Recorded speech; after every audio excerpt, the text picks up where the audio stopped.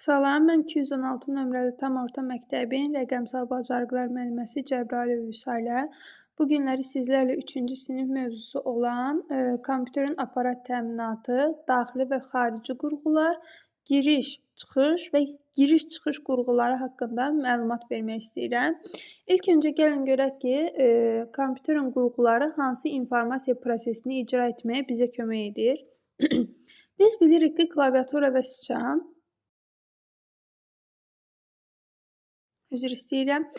Biz bilirik ki, klaviatura və siçan istifadəçiyə kompüterə məlumat ötürmək üçün ötürməkdə köməklik edir. Bu zaman informasiyanı ötürən biz oluruqsa, kompüter avtomatik informasiyanı qəbul edən tərəf olur.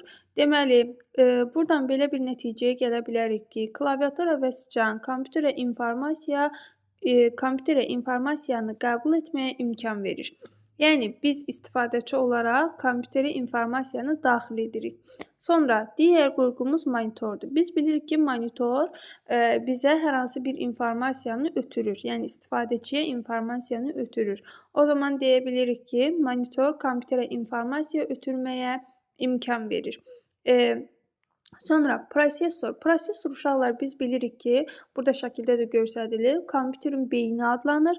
Bütün proseslər onun içərisində baş verir və biz də bilirik ki, prosesə aid olan informasiya prosesimiz emaldır. Yəni orada proses davamlı şəkildə təkrar olunur. Bir məlumatdan yeni məlumat alınır. Ona görə deyirlər ki, informasiyanı emal edən qurğu adlanır prosesor. Yaddaş qurğularımızdan kompüterin ümumilikdə 2 növ yaddaşı var. Əməli yaddaş, bir də sərt disk adlanır. Əməli yaddaşa müvəqqəti yaddaş da deyilir. Bunu unutmayın. Çünki o kompüter işlək olduğu müddətdə bizə lazım olan məlumatları yadda saxlayır. Kompüter sönəndən sonra isə əməli yaddaşda olan bütün informasiyalar avtomatik olaraq silinir. İkinci yaddaş qurğumuz sərt disk adlanır. Sərt disk daimi yaddaşdır. İnformasiya onun içində uzun müddət saxlanılır. Ona görə də baxın ikinci slaydımızda da görsənir ki, informasiya müvəqqəti olaraq RAM, yəni əməli yaddaşda saxlanılır. Məsələn, hazırda işləyən proqramlardan alınan informasiyalar saxlanır əməli yaddaşda. Sonra keçək. İnformasiya sabit diskdə daimi uzun müddətli saxlanılır. Sabit diskimiz də adlanır nə? Sərt disk. Nümunələrə keçid etmək istəmirəm. Qısa olaraq dərsi izah etmək istəyirəm. Çünki istəyirəm həm video qısa, həm də aydın şəkildə olsun. Ümumilikdə bu sadaladığımız qurğular, yəni tərifi deyən, informasiyanı saxlamaq, emal etmək, qəbul etmək, ötürmək üçün kompüterin qurğuları var. Və bu qurğular ümumilikdə kompüterin aparat təminatı adlanır. Bir də təkrar edirəm, bu qurğular ümumilikdə kompüterin aparat təminatı adlanır. Tapşırıqları etmək istəmirəm. Ümumilikdə dərsi izahına keçək. Biz dedik ki, qurğular 2 növə ayrılır. Xarici qurğular, kompüterin xarici qurğuları və daxili qurğuları. Xarici qurğu nədir? Daxili qurğu nədir? Uşaqlar, lorlu dildə desək, yəni sizin başa düşəcəyiniz dildə desək, gözümüzlə gördüyümüz, kompüterin gözümüzlə görə bildiyimiz qurğuları adlanır xarici qurğular.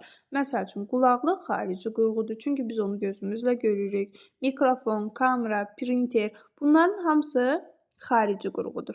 Gəlin indi ayrı-ayrılıqda bunların funksiyalarına baxaq. Qulaqlıq nədir? Qulaqlıq audio informasiyanı kompüterdən istifadəçiyə ötürür. Çünki biz onunla dinləyə bilirik. Və səs ucaldan da qulaqlıqların bir növüdür. Yüksək ölçüdə səs ötürür. Ona görə deyirik ki, qulaqlıq və səs gücləndirici xarici qurğudur. Mikrofon səs informasiyanı istifadəçidən kompüterə ötürür. Buna diqqət edək. Mikrofon istifadəçidən kompüterə səs informasiyanı ötürür. Kamera istifadəçidən kompüterə qrafik və video informasiya ötürür. Təsəvvür edin, biz şəkil çəkirik, şəkili kamera vasitəsilə və yaxud da video çəkmək istəyirik, videonu kamera vasitəsilə çəkirik.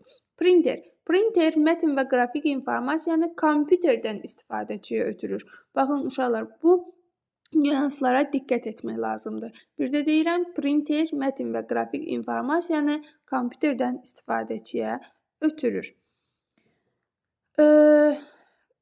Xarici daxili qurğulardan da danışaq. Daxili qurğular isə gözümüzlə görmədiyimiz qurğulardır.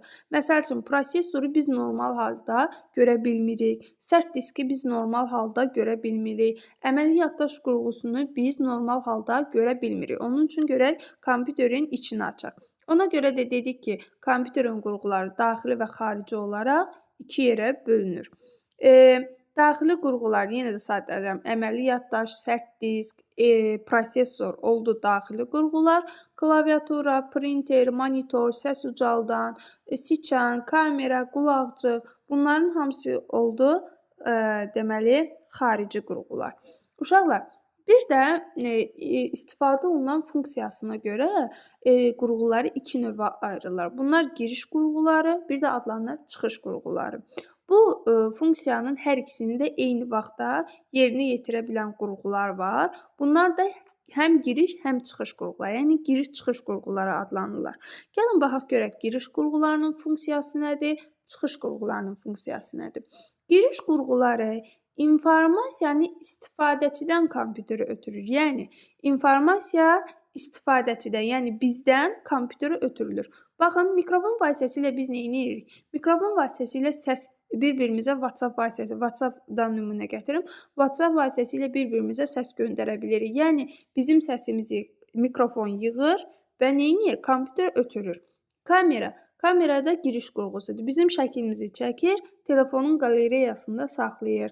Klaviatura, biz klaviatura ilə hər hansı bir yazı yazırıq, onu kompüterin ekranına ötürürük. Siçan vasitəsilə hər hansı bir faylı və yaxud da hər hansı bir yerə daxil, proqrama daxil olmaq istəyiriksə, siçan vasitəsilə kompüterə giriş edə bilirik.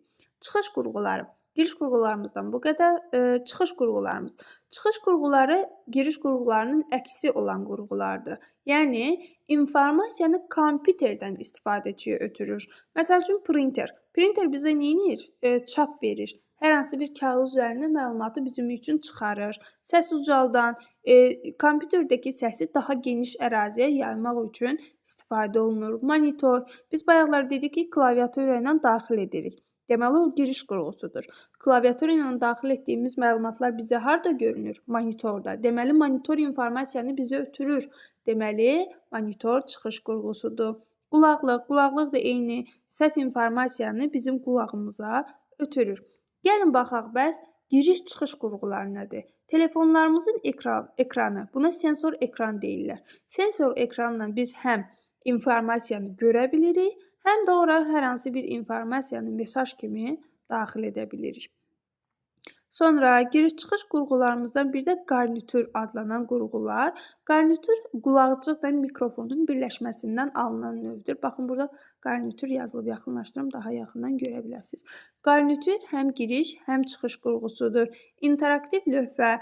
Yəqin ki, bir çoxunuzun siniflərində interaktiv lövhə görmüsünüz. İnteraktiv lövhə də həm girişdir, həm çıxış. Gəlin bu tapşırığı yerinə yetirək. Baxın, bizə müəyyən qurğular verilir və qurğuları bizdən siniflərə bölməyimizi istəyir.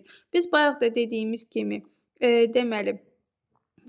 kimi giriş qurğuları mikrofon, kamera, klaviatura, çıxış qurğuları səs ucaldan monitor, printer, həm giriş, həm çıxış qurğuları, telefonun ekranı, yəni sensor ekran, interaktiv lövhə və qarnitürdür. Bugünkü dərsimiz demək olar ki, bundan ibarətdir. Sizdən kiçik bir xahişim var. Həm giriş qurğularını, həm çıxış qurğularını, həm giriş-çıxış qurğularını qısa olaraq dəftərdə özünüz üçün qeyd edin. Daxili və xarici qurğuları özünüz üçün dəftərdə qısa olaraq qeyd edin və ilk saniyələrdə izah etdiyim hansı qurğu, hansı informasiya prosesini yerinə yetirir, o məlumatları da qısa olaraq bir cümlə ilə dəftərinizə qeyd edin. Dinlədiyiniz üçün təşəkkürlər. Ümid edirəm qısa zaman fasiləsində sizə dərsi izah edə bildim.